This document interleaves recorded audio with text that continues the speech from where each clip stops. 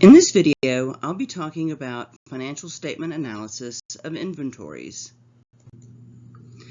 We've talked about financial statement analysis before, and we know that one way to analyze the information in financial statements is to compute ratios. These ratios look at the relationships between different amounts on the financial statements.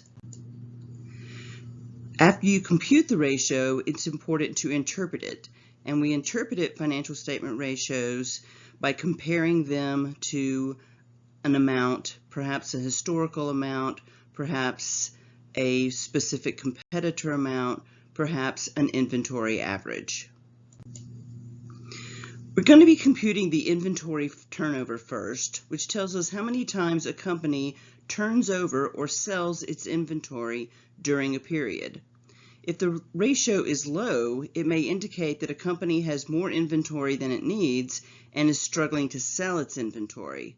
On the other hand, a very high ratio may indicate that the company is not carrying enough inventory and may be missing out on sales as a result of that. The inventory turnover is computed by dividing total cost of sales by the average inventory. So total cost of sales is an income statement amount, which means it measures the amount for a period of time. Inventory is a balance sheet amount, which means it is measured at a specific point in time. So when we're computing ratios, we need to and we're comparing an income statement or period of time measure to a balance sheet or point in time measure, you need to compute the average of the balance sheet amount. All right, so total cost of sales is going to be divided by average inventory. So here's Walgreens' income statement or a partial income statement, and we can look on here, and if we are calculating the ratio for the year 2022, we can see that the cost of sales number there is 104,437. So that is going to be one of the numbers in our computation. And then for the average inventory, we're going to pick up that 2022 inventory number, add it to the 2021 inventory number, and divide by 2. So the average inventory is computed by taking the ending inventory reported for 2022, which is 8353, and then the beginning inventory is the prior year's ending inventory or the amount reported for 2021.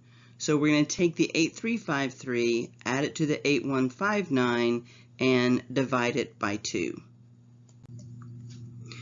When we do the calculation, we're going to come up with 8231, and then we're going to compare that to the cost of sales number we looked at on the income statement, or 104,437.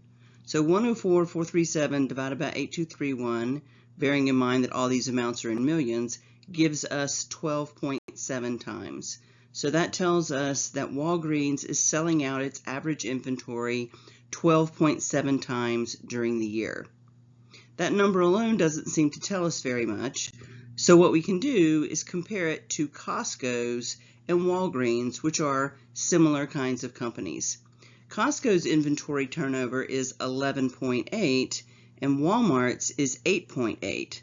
So Walgreens is turning over their inventory more quickly than the other two companies, and that tells us that they're doing a better job of managing their inventory.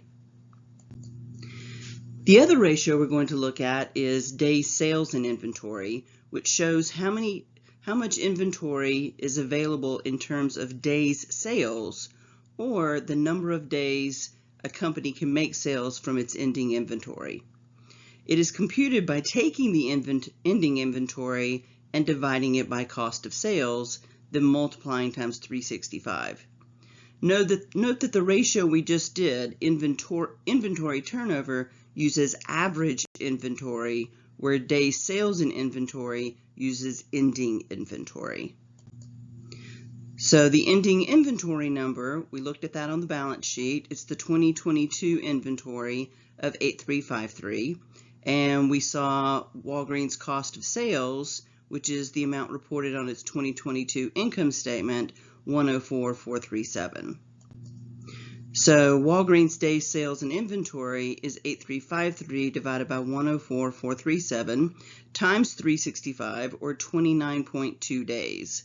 So in other words, Walgreens has 29 days of inventory on hand, and we can compare that to Costco's 33. So what that tells us is that Walgreens has less capital tied up in its inventory compared to Costco, so it confirms our earlier finding that Walgreens is doing a better job with inventory management.